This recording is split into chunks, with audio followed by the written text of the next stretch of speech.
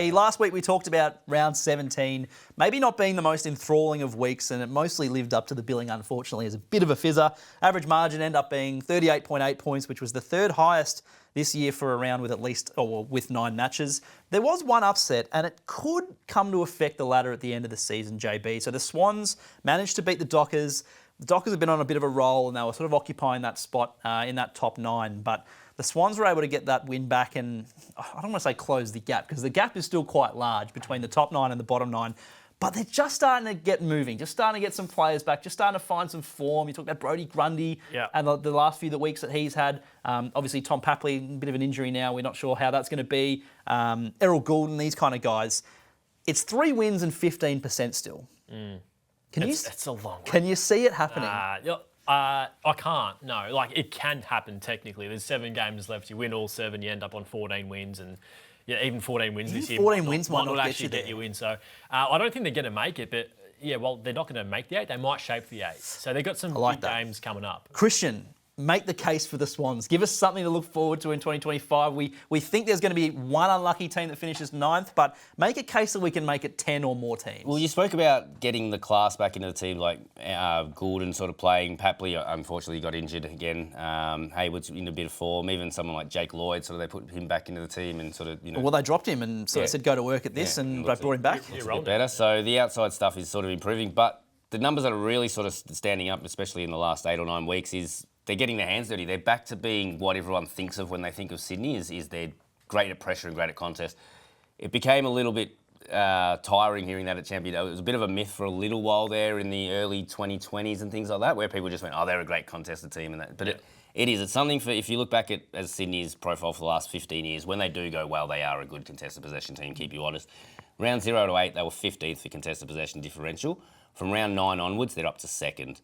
You talk about that in post-clearance, so in the general play, they were 15th, going up to 3rd. Ground ball differential, they've gone from 10th to 3rd. Clearance differential, 10th to 2nd, so that's getting their hands on the ball. And then applying pressure, 15th in the first 8 rounds and 4th from round 9 to 17. So just as a starting point, getting their hands dirty and being hard to play against, they're back to being that way again. This can't just be an effort-based thing. I mean, I know that the personnel coming back is great, but that doesn't spur you on to put more effort in. Why was it so lacking in the first part of the year and now it's come good? And this is probably... Personnel matters, though. I think putting in effort and putting pressure on. Having everyone just change a role slightly can have that offload. But again, it goes back to the grand final curse. It's no one's been able to have that answer, have they? Why can't the teams that get smashed in the grand final come back and return the next year and win a final? And so I'm not sure if Sydney was anything to do with that sort of looming over their heads in the first half of the season. Maybe that's finally, so far down the track. New coaches on playing a bit free. Potentially, I mean, trying to work out sort of what you're doing, but then you're going back to same old, and you talk about what the Swans have been doing over the last 15 years.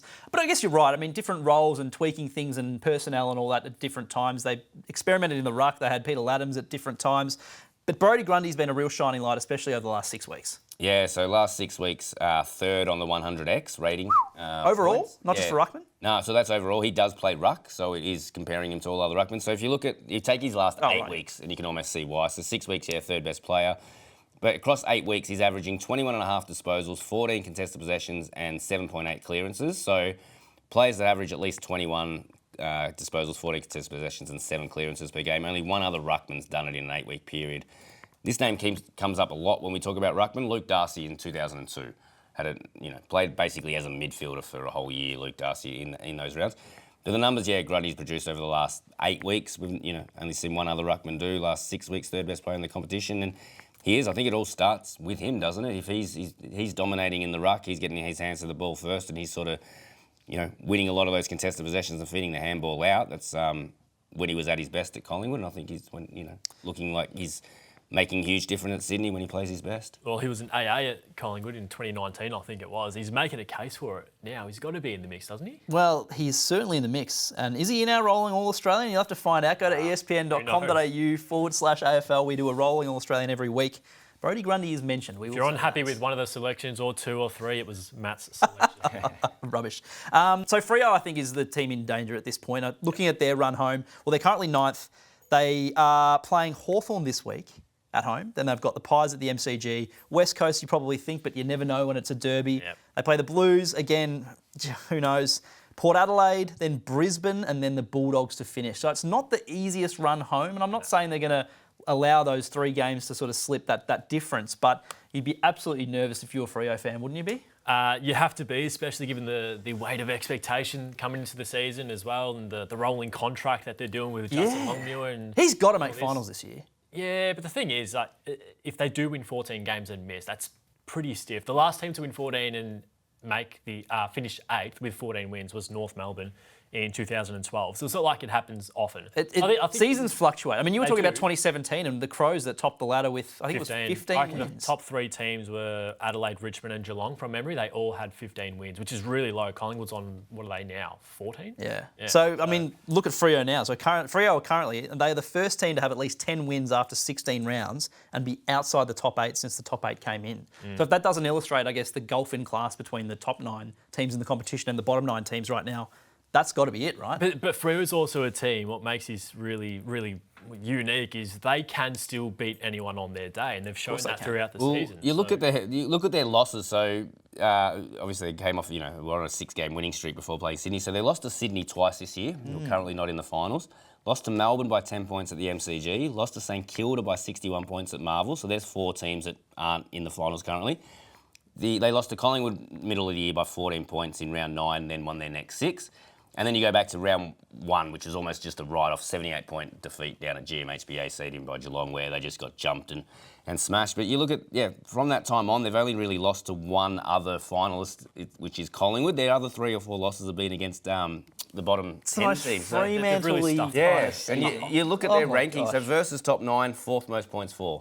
Versus bottom 9, 12th most points for.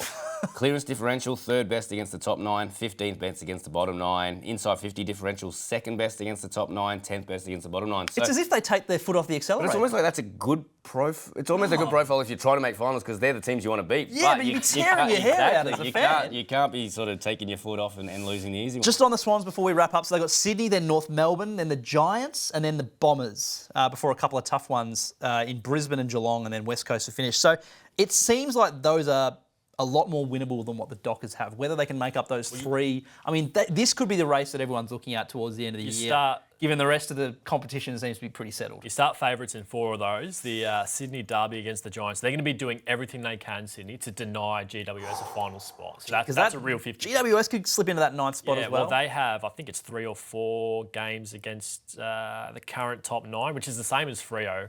It's the same as Hawthorn. It's the same as the Bulldogs. So they're all within 1 game of each other. So maybe it's not as boring as we think the end of this season. There's still plenty to play out. We'll keep an eye on a few matchups, a few teams and all that and see how it goes. Who misses out? Could it be Freo? Maybe it's Freo. If they beat Hawthorn this week, though, they'll be equal on points with Hawthorn, who have a really tough fixture. We've called them fraud mantle all year. I'm going to stick with it. I'm okay with Freo. Even if they miss finals this year, they're still one of the youngest teams in the comp. Yeah, they are. Yeah. So I'm still bullish about them next year. I don't care what happens this year. But it's pretty stiff. If you're the 9th team and you're winning 14 games, you're pretty stiff.